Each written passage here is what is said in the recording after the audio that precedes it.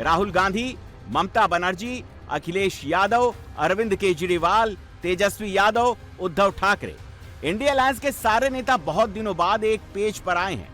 इसमें राहुल के लिए मौका है तो ममता बनर्जी के लिए संजीवनी। क्या राहुल गांधी के नेतृत्व में पूरा विपक्ष एकजुट होगा? क्या अभिषेक पर हमले को इंडी नेशनल इश्यू बना देगा? ममता बनर्जी ने फर्स्ट लीड लेने की कोशिश की लेकिन फेल हो गए। ममता बनर्जी के घर पर टीएमसी विधायकों की आपात मीटिंग बुलाई गई, लेकिन टीएमसी के 80 में से करीब 60 विधायक ममता के काली घाट वाले घर पर नहीं आए। इसके बाद टीएमसी विधायकों की इमरजेंसी मीटिंग कैंसिल कर दी गई। आज का meeting for the time being हम पोस्टपोन कर रहे हैं, क्योंकि वो लोग अपने खुद का कंस्टिट्यूएंसी में वो लोग बिजी है। ये प्रोटेस्ट रैली और हमारा वर्कर लोगों को ऊपर जो हैरासमेंट पुलिस का हो रहा है, ये टाइम पे उसका साथ रहना बहुत जरूरी है। अब ममता बनर्जी की पार्टी 1 जून से प्रोटेस्ट करेगी। 2 जून को ममता बनर्जी खुद ही धरने पर बैठेंगी। ममता बनर्जी को अगर पार्टी बचानी है तो उनको सड़क पर उतरना ही पड़ेगा। ममता को इसी काम में महारत है। ममता अब यही करने जा रही हैं।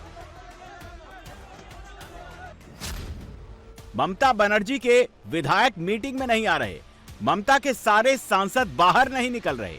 ममता के कॉर्पोरेटर पार्टी मीटिंग्स पे कहीं दिखाई नहीं दे रहे। यहां से 3 चीजें हो सकती हैं। नंबर 1, प्रेशर में ममता की पार्टी टूटकर बिखर जाए। नंबर 2, तृणमूल के विधायक और सांसद पाला बदल लें। और नंबर 3, ममता सबको एकजुट करें और फिर ताकत बढ़ाएं। अभिषेक बनर्जी पर हमले से बढ़कर ममता के लिए दूसरा कोई मौका नहीं हो सकता। ममता के लिए अच्छी बात यह है कि कांग्रेस और इंडी अलायंस के नेता उनके साथ हैं, लेकिन इस पार्टी के जो नेता बंगाल में हैं, वो ममता के साथ बिल्कुल नहीं हैं। बंगाल में जो तहजीब इन लोग के बनाए हैं, ये खुद तहजीब की शिकार बनते जा रहे हैं। ये पहले जो टीएमसी पार्टी करते थे गुंडागर्दी, वो आज बीजेपी पार्टी कर रहे हैं। बात तो एक ही है। जिन्होंने आप कहते हैं ना सपेरे सांप के हाथ में मौत होती है, ये टीएमसी पार्टी के पुराने जो गुंडागर्दी बंगाल में होते हुए हम देखे हैं, उसका ही दौर अभी बंद नहीं हुई, चल रहे हैं। पता नहीं राहुल को याद है या नहीं, लेकिन अधीर रंजन चौधरी को जरूर याद होगा। ये तस्वीरें 31 जनवरी 2024 की हैं। राहुल गांधी जब बंगाल के मालदा में अपनी भारत जोड़ो न्याय यात्रा निकाल रहे थे, तब ममता राज में टीएमसी के गुंडों ने राहुल की गाड़ी पर पत्थर मारे थे। राहुल गांधी की कार का शीशा चकनाचूर हो गया था।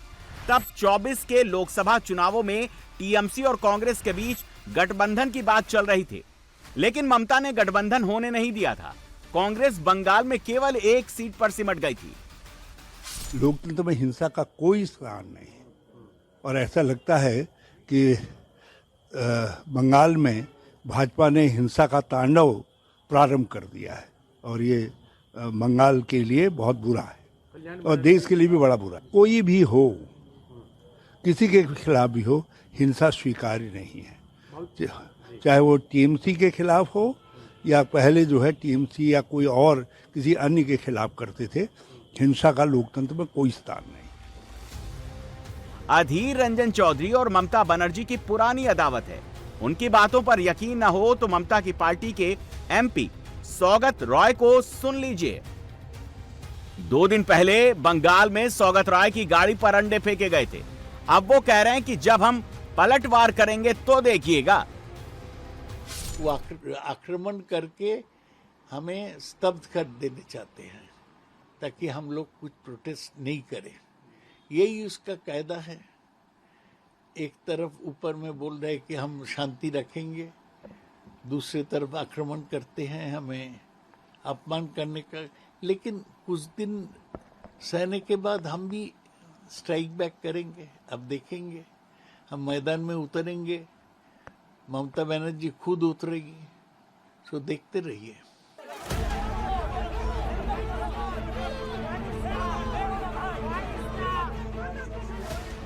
तो क्या बंगाल में बदला पॉलिटिक्स इसी तरह चलती रहेगी? क्या बंगाल की सियासत का रक्त चरित्र नहीं बदलेगा।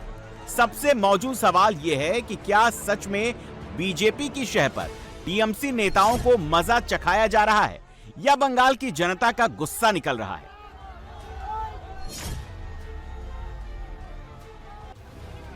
बंगाल में यह वीडियो वायरल है। अभिषेक बनर्जी पर हमले से पहले सोनपुर की कुछ महिलाएं हाथों में अंडे लेकर अभिषेक बनर्जी का इंतजार करते दिख रही थी।